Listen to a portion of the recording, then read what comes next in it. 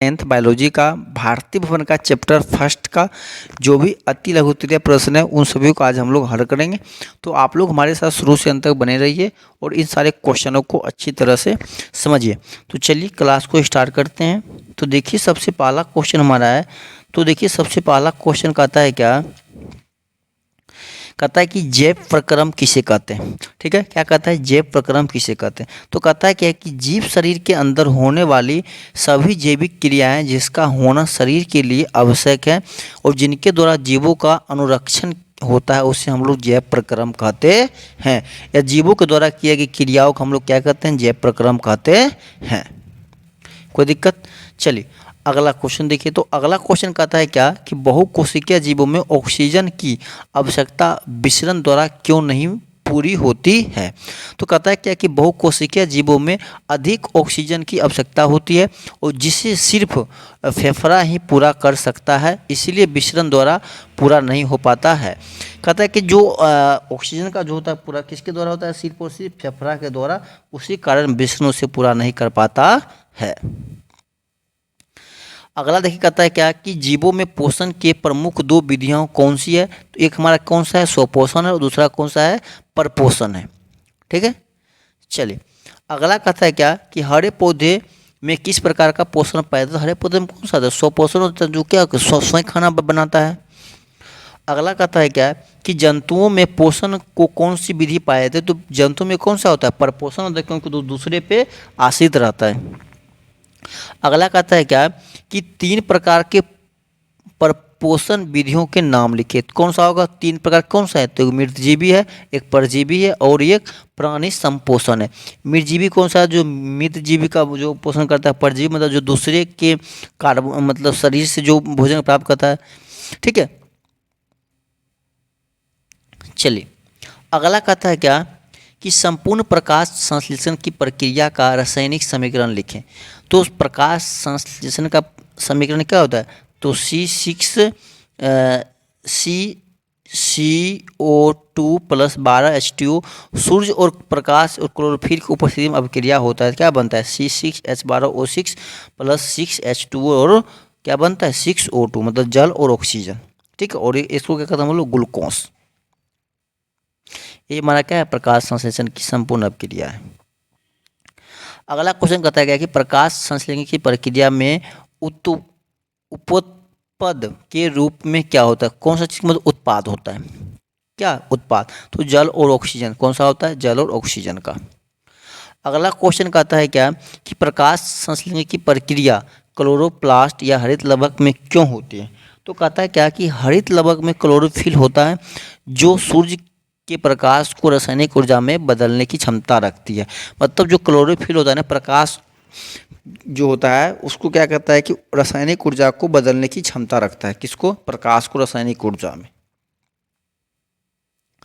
अगला क्वेश्चन देखिए। तो अगला क्वेश्चन कहता है क्या कि प्रकाश संश्लेषण प्रक्रिया के लिए किन पदार्थों की आवश्यकता होती है।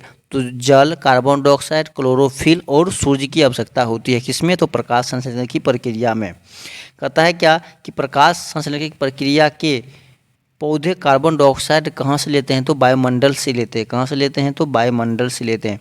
कहता है क्या कवक और जीवाणुओं में प्रकाश संश्लेषण की प्रक्रिया क्यों नहीं हो पाती है, क्योंकि इसमें क्लोरोफिल नहीं पाया जाता है।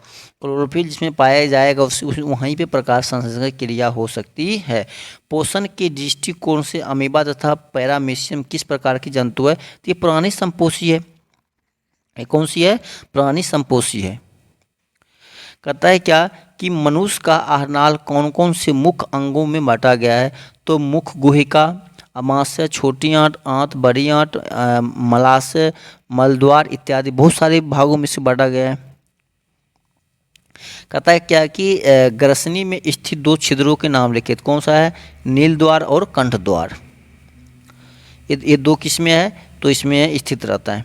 कहता है कि मनुष्य में पाचन की प्रक्रिया आहारनाल के किस भाग से शुरू हो जाता है। तो मुख गुहा से शुरू होता है। कहाँ से शुरू होता है, मुख गुहा से। अगला कहता है क्या कि मनुष्य के आहारनाल के किस भाग से पचे हुए भोजन का अवशोषण होता है। तो छोटी आंत से होता है। किससे होता है, छोटी आंत से होता है। कहता है क्या कि क्लोरोफिल वर्णक कहाँ पाया जाता है, तो हरित हरित लवक में पाया जाता है। किसमें पाया जाता है, हरित लवक में क्लोरोफिल पाया जाता है। कहता है क्या कि प्रकाश संश्लेषण प्रक्रम द्वारा पौधे का क्या निर्माण करते हैं, तो कौन सा करते हैं, ग्लूकोज करते हैं। ठीक है। कहता है क्या कि मृतजीवी को क्या कहा जाता है, तो मृतजीवी को अपघटनकर्ता कहता है। क्या कहता है, अपघटनकर्ता। अगला कहता है क्या कि जिस जीव के शरीर से परजीवी अपना भोजन प्राप्त करता है वह क्या कहलाता है, तो पोषी कहलाता है। क्या कहलाता है, पोषी कहलाता है। कहता है कि जिस जीव के शरीर से परजीवी अपना भोजन प्राप्त करता है उसे हम लोग क्या कहते हैं, तो उसे पोषी कहा जाता है। कहता है क्या कि गोबर छत्ता में किस प्रकार का पोषण, तो मृतजीवी होता है ना, किसी के मतलब मृत भोजन करता है ना ये सभी। चलिए, कहता है क्या कि पत्तियों का कौन सा अंग ऑक्सीजन युक्त वायु का प्रवेश द्वार होता है, पत्तियों में मौजूद रंध्र जो छिद्र होता है ना वही होता है। ठीक है। चलिए, अगला कहता है क्या कि पोषण की दृष्टि से जंतु को क्या कहा जाता है, तो प्राणी संभोजी कहता है। किससे, पोषण की दृष्टि से।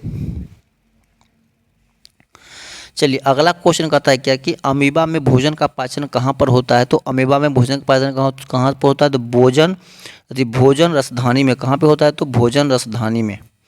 अगला क्वेश्चन कहता है क्या कि मनुष्य में पाचन के लिए विशेष अंग को क्या कहा जाता है, तो पाचन तंत्र कहा जाता है। चलिए, अगला कहता है क्या कि मनुष्य के जीव के ऊपरी सतह पर पाई जाने वाली संरचना को क्या कहा जाता है, तो स्वाद कली कहा जाता है। क्या कहता है, स्वाद कली। अगला कहता है क्या कि मुख गुहिका से भोजन कहाँ पहुँचता है, तो ग्रास नली से होकर अमाशय में जाता है। कहाँ से जाता है, ग्रास नली से होकर के अमाशय में जाता है। कहता है क्या कि ग्रास नली की दीवार में तरंग की तरह होने वाली प्रक्रिया सुकरण और फैलाव को क्या कहा जाता है, तो क्रमाकुंचन कहा जाता है। क्या कहता है, क्रमाकुंचन। कहता है कि भोजन में मौजूद प्रोटीन और पेप्टोन में कौन सा एंजाइम परिवर्तित होता है, तो पेप्सिलिन होता है। कौन सा होता है, पेप्सिन। अगला कहता है क्या कि आहार नाल के सबसे लंबे भाग को क्या कहते हैं, तो छोटी आंत कहते हैं। क्या कहते हैं, छोटी आंत। कहता है क्या कि शरीर की सबसे बड़ी ग्रंथि को क्या कहता है, तो यकृत कहता है। सबसे बड़ी ग्रंथि क्या कहता है, यकृत। किसके, तो शरीर के। कहता है कि पाचन की क्रिया कहाँ पूर्ण होती है, तो छोटी आंत में होती है। ये तो सभी लोग जानते हैं, कहाँ पे होता है, छोटी आंत में। कहता है क्या कि छोटी आंत एवं बड़ी आंत के जोड़ पर अवस्थित नली को क्या कहते हैं, तो सिक्कम कहते हैं। क्या कहते हैं, इसे हम लोग सिक्कम कहते हैं। अगला कहता है क्या कि अपचा भोजन अस्थायी तौर पर कहाँ संचित रहता है, तो मलाशय में। कहाँ पे होता है, मलाशय में। तो चलिए, आप लोग कमेंट करके जरूर बताइएगा कि मेरी क्लास कैसा लगा है। तब तक के लिए जय हिंद, जय भारत।